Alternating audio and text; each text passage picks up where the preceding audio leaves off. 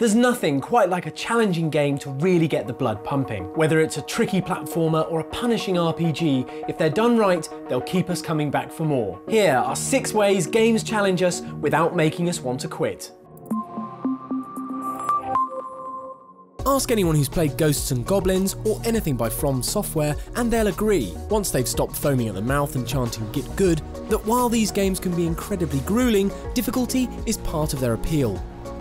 It may not feel like that when we're playing them, but challenging games can have a really positive effect on us, even when they're so frustrating we're on the verge of pulling our hair out. Of course, I wouldn't know anything about that. You'd think that slogging through games that throw almost impossible challenges at us would make us gnaw our keyboards in exasperation. Not so.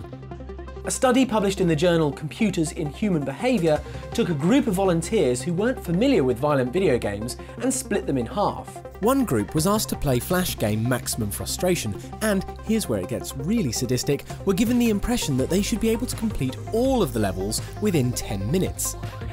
These participants made up the frustrated group. The next phase of the experiment had both the frustrated and non-frustrated groups play a game for about 20 minutes. At the end of the session, they found that the frustrated players were spurred on to make more progress in the game compared to their chilled out counterparts. As they got further into the games, their feelings of competency increased, while their frustration levels went down and they had more fun. So the next time someone asks you why you insist on playing games that wind you up, flash them a knowing smile and resist the urge to hurl your wireless keyboard at their head. They'll get it, one way or the other. You can't mention maddeningly difficult games without talking about the Dark Souls series, Bloodborne, and more recently things like Nioh. They walk the fine line between unforgiving and, well, slightly less unforgiving. But they never feel unfair. We might bemoan getting stuck on a level or a particularly tricky boss, but when you die, you know it was definitely your fault. This type of difficulty has been referred to as designed or aspirational difficulty, which is kind of a fancy way of saying it's the good kind of hard. The enemy AI and level design are nuanced and complex, and your skill level plays a big part in how successful you are. Less proficient players can just about make it through by the skin of their teeth by memorising enemy attack patterns or summoning a helping hand. The more hardcore players, meanwhile, will use all the mechanics at their disposal, things like stances in Nioh and parrying in Dark Souls. The path to getting good is a long one, and it's not going to happen overnight, but really, not all of us need to hone our skills to the pinnacle of perfection. I like tough gaming just as much as the next guy, and a merciless pounding every now and then just keeps things interesting. The topic of difficulty levels in games is at face value quite a simple one. If you're struggling, you can take it down a notch, whereas if you're a masochist, you can jack it right up. But it's also where we encounter the bad kind of difficulty, because the problems that can arise with a sliding scale can sometimes mimic bad game design. Venturing outside of the recommended difficulty level is a risk, not because you might end up getting outmatched, but because the tweaks can change superficial elements, like making resources like health or ammo more scarce, or turning enemies into bullet sponges. Of course, those things will make it more difficult, but they can often lead to feelings of the game being unfair, if they're at odds with the core mechanics. For example, Nioh and the Souls games are all about trial and error. You need to learn enemy attack patterns and placements in order to progress. But that's the last thing you want in a shooter, for example, because it doesn't feel fun. It's at odds with the running and gunning that are the mark of the genre, and the jarring disparity created by difficulty levels that change the gameplay so drastically in an effort to outfox you can break the immersion. But there are a few games out there that come with dynamic difficulty, which frees you from the shame of having to pick I'm too young to die. The AI director in Valve's Left 4 Dead series is a perfect example of this. Based on player status and placement, it generates zombie hordes and special infected at random, creating a procedural narrative that makes for quite the challenge. Learning to play an instrument is tough, but for those of us who want to feel like a rock star without putting in those tiresome years and years of practice, there is Guitar Hero 3. If you've played any music rhythm games, then you know how they work. You throw together a playlist, choose your difficulty level, and then jam out. The higher the difficulty setting, the more fast and complex the button combos become.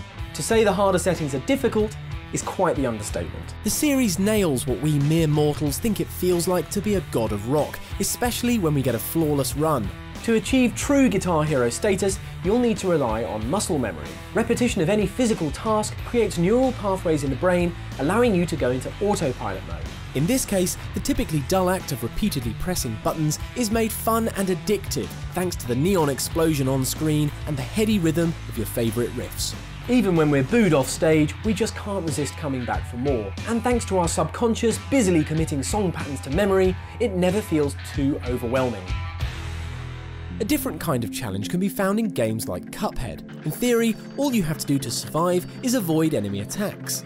Successfully dodging them will keep you alive and give you the chance to fire off a few shots at the enemy. Rather than setting the bar of success against how good you have to be to win, it's more about how good you have to be not to lose. You can make your life simpler by playing on easy mode, but there's a catch. Boss encounters are drastically altered, with entire attack phases cut from the encounters.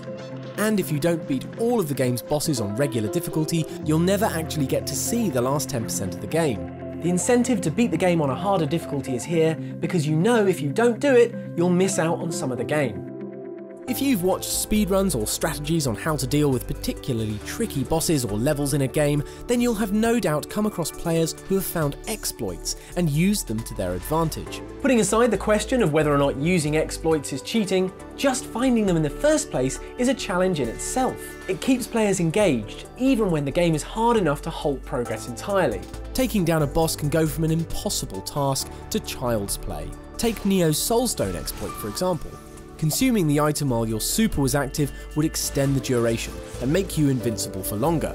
Exploits can range from simple tricks like this to finding routes that allow you to bypass entire sections of a level. For some players, it's the thrill of sticking it to the man that makes them persevere to find every last exploit they can. And they'll carry on playing until they've dredged up every last secret. Games can challenge us in all kinds of ways, using brutal bosses, bullet sponge enemies, or complex button inputs that we have to practice for hours to execute flawlessly.